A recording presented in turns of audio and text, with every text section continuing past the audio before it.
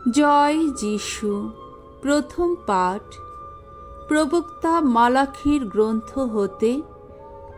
আজকের বাণী পাঠ 3 অধ্যায় 1 থেকে 4 পদ, 4 অধ্যায় 5 থেকে 6 পদ। প্রভুর সেই মহান দিনটি আসার আগেই প্রভু মানুষের কাছে পাঠাবেন প্রবক্তা এলিয়াকে। প্রভু ভগবান এই কথা বলছেন, জেনে রাখো, আমি এখন আমার দূতকে পাঠাচ্ছি। সে আমার এগিয়ে যাওয়ার পথ বাধামুক্ত করে দেবে। আর হঠাৎ স্বয়ং প্রভু, যাকে তোমরা এখন অন্বেষণ করছো, তিনি এসে তার মন্দিরে প্রবেশ করবেন। হ্যাঁ, সেই তিনি, সন্ধির মহাদূত, যিনি, যার জন্যে তোমরা এত ব্যাকুল হয়ে আছো। ওই তো তিনি আসছেন, এ কথা বলছেন স্বয়ং ভগবান। তার সেই আসার দিনটি কেই বা সহ্য করে নিতে পারবে, কেই বা স্থির হয়ে দাঁড়াতে পারবে। তিনি যখন আবির্ভূত হবেন, তিনি তো ধাতু শোধকের আগুনেরই মতো, রজকের ক্ষারেরই মতো। তিনি তখন নিখাত করতে ও শোধন করতে বসবেন। তিনি লেবীয়দের পরিশোধিত করবেন। সোনা ও রূপ যেমন নিখাত করা হয়, তাদের সেই রকম নিখাত করে তুলবেন তিনি। তবেই তারা ধর্মসম্মতভাবে ভগবানের কাছে অর্ঘ্য নিবেদন করতে পারবে।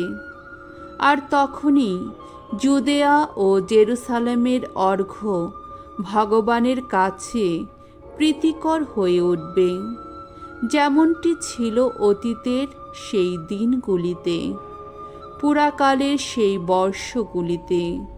জেনে রাখো, আমার সেই দিনটি, মহান ভয়ঙ্কর সেই দিনটি আসার আগে আমি তোমাদের কাছে পাঠাবো প্রবক্তা এলিয়াকে।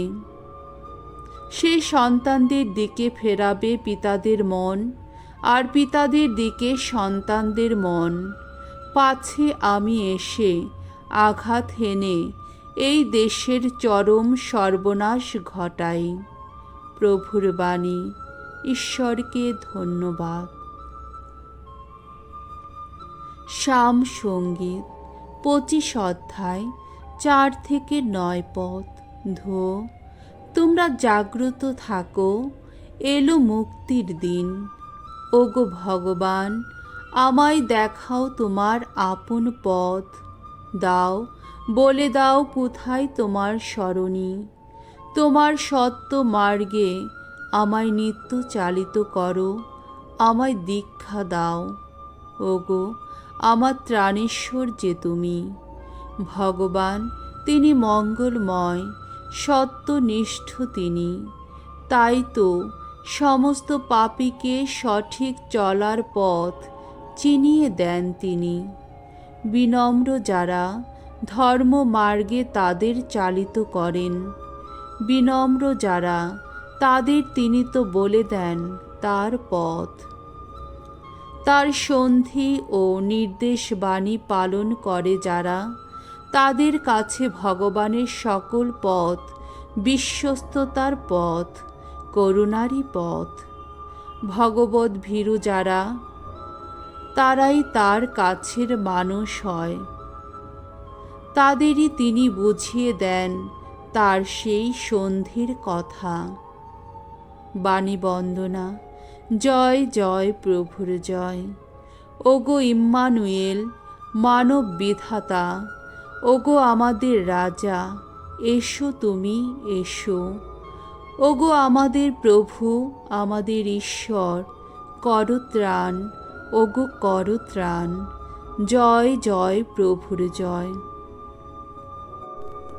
মঙ্গল সমাচার। লূক রচিত মঙ্গল সমাচার 1 অধ্যায় 57 থেকে 66 পদ। দীক্ষাগুরু যোহনের জন্ম কাহিনী। প্রসবের সময় এলে এলিজাবেথ এক পুত্র সন্তানের জন্ম দিলেন। তার প্রতি প্রভুর এই অপার করুণার কথা শুনতে পেয়ে তার প্রতিবেশী ও আত্মীয় স্বজনেরা তার আনন্দে আনন্দিত হয়ে উঠল। অষ্টম দিনে শিশুটিকে পরিচ্ছেদিত করবার জন্যে তারা এলো।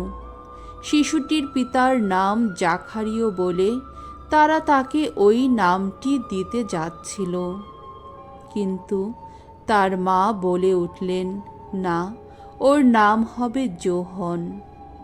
তারা উত্তর দিল, কিন্তু তোমার আত্মীয় স্বজনদের মধ্যে এই নাম তো কারো নেই। তখন তারা শিশুটির পিতাকে ইশারা করে জিজ্ঞেস করল যে তিনি কি নাম রাখতে চান। একটা লিপি ফলক চেয়ে নিয়ে তিনি তাতে লিখলেন, ওর নাম জুহন। এতে সকলে আশ্চর্য হল। আর সঙ্গে সঙ্গে জাকারিয়ের মুখে কথা ফুটল, আর তার জিভের জড়তাও খুঁজে গেল। তিনি কথা বলে উঠলেন, ঈশ্বর প্রশস্তিতে মুখর হয়ে উঠলেন। প্রতিবেশীরা সকলে কেমন যেন ভয় পেয়ে গেল এবং এই সব কথা জুদেয়ার পার্বত্য অঞ্চলে সর্বত্রই লোকেদের মুখে মুখে ফিরতে লাগল। যারা তা শুনতে পেল তাদের সকলের অন্তরে তা গাথাই রইল। তারা বলতে লাগল, শিশুটির না জানি কি হবে। আর সত্যি তো, প্রভুর শক্তিমান হাত তাকে ঘিরেই ছিল। প্রভুর মঙ্গলময় বাণী। খ্রিস্ট প্রভু তোমার প্রশংসা হোক।